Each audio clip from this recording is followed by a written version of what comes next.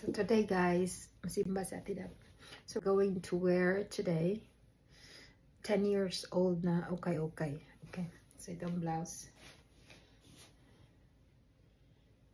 Yan. Zara ang brand, 60 pesos. So pa mine 60 pesos, Zara. Okay ni siya guys. And then ito,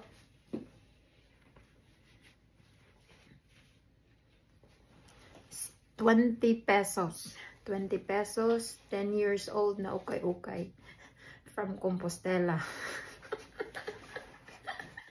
So ito po yung ating outfit for today's video. Charot.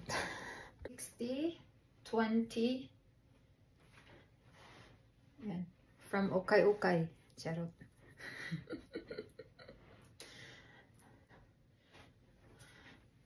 Outfit from okay. From Compostela, Davao de Oro.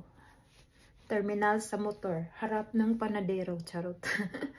O, doon ko to nabili. So, 10 years old na siya. Ayaw kong i-let go kasi gusto ko siya. Bet ko pa rin hanggang ngayon. So,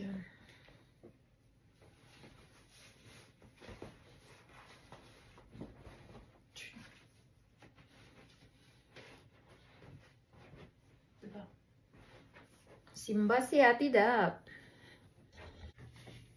So at what age I was able to save 6 figure? I was 24 to 25. I was able to save 100,000. I was 35 when I was able to save 300,000 Philippine money. And how did I do it? Why I was able to save that amount? First, pay yourself first. Second, debt-free. Dapat no utang-utang, walang utang. Third, knowing my income and my spending habits, my expenses. Third is, I did not enroll myself into expensive hobbies. No, wala akong ganun.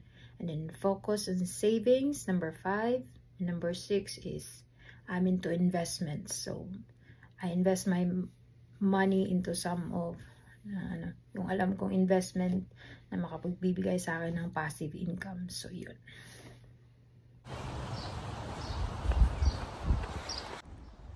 Siyempre guys, sneaker na siya. It's because the walk is 15 minutes and 10 minutes.